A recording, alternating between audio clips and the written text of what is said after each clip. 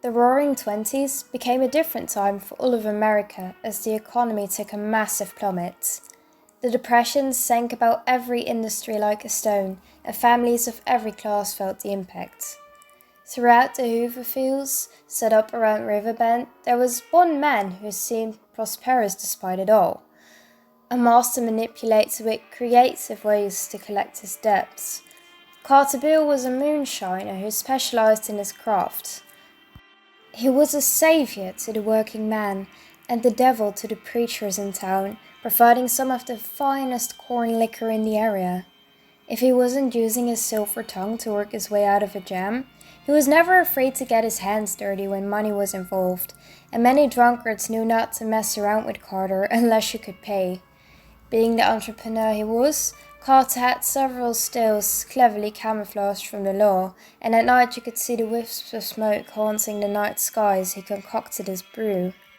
One day, as Carter was collecting his debts in town, a red-faced woman burst down the dirt road as if fired from a gun.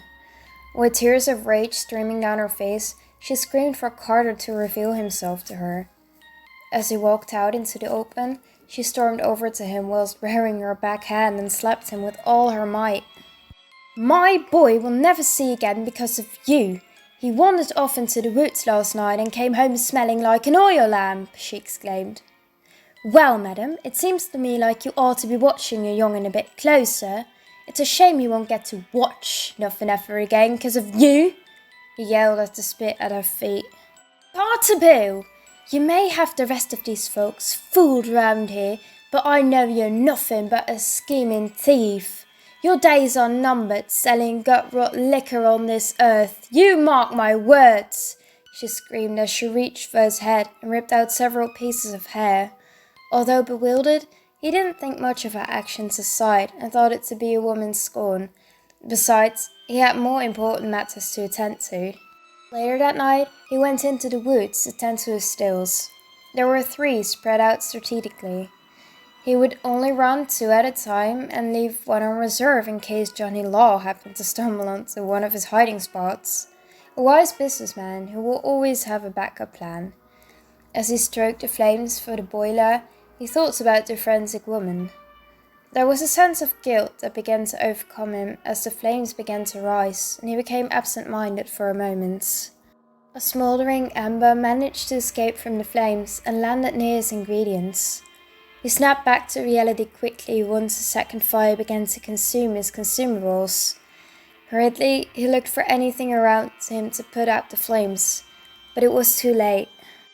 He knew he would be caught for sure as his entire still became involved. But as soon as the fire had its fill, it vanquished. Frightened and in disbelief, Carter fell to his knees. He ran his fingers through his hair and felt where his hair had been ripped out, and it dawned on him. "That woman!" he exclaimed. He ran off to his second still and saw that everything was still intact. All his ingredients were there, the flames were stoked, and he seemed to be producing as normal. To calm down after his recent trauma, he decided to have a sample of his work. He took a ladle and got a spoonful of shine.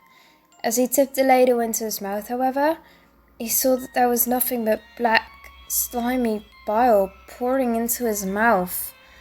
While spitting and screaming in a fit of rage, he paced back and forth, wondering what he was going to do with the taste of bilge water fresh on his tongue. It was already past midnight, and it would take him months to get the materials together to rebuild and clean the wreckage behind him. He had no choice but to try and make a new batch. When he arrived at his last still, there was still spitting bile from the last sight. The burned and racked man took out his knife to open the burlap sacks of ingredients that lay before him, but the contents inside him made him leap out of his skin. As the blade cut open the first sack, spiders and maggots began to crawl from the hole and work their way up his arms. Swatting them away, he hurriedly backed away and bumped into a small figure. "Hi, Carter," said a female voice from under a dark cloak. "It's you!" he screamed while waving his knife. "Stay away from me! I'll gut you!" Now, there is no need for all that," she said as she waved her hand at him, which flung the knife into the woods under sticks and debris. "You know, Carter, I got to thinking about what you said, about my boy not being able to watch anything again. It really is a shame, she said as she began to walk towards him. A mother's job is to always protect and provide for her son. Dear God, lady, what are you going to do to me? He cried, trembling with tears in his eyes. I am going to give back what you took from him. She shrieked into the night as red began to glow from her eyes. The wind picked up in a howl, and leaves began to swirl in a whirlwind, creating a vortex so loud that the whole town grew deaf for a moment. And then there was silence. In the moonlight, there was stillness so peaceful that even the church mouse couldn't be bothered. The following day, Carter Bale was nowhere to be found. They checked his shack, the woods, and even with some of the debtors, and no one had seen or heard from him. Rumor had it that he decided to skip town on a train car headed south to try his hand at flavoring his moonshine, but before long he became a distant memory, soon to be forgotten by many. There was, however, a little boy who miraculously regained his sight after going blind. He lived a happy and normal life, as most little boys do, but when his mother was asked about her thoughts on the miracle, she stated that it was nothing short of an answer to prayer, just as if he had received a brand new pair of eyes.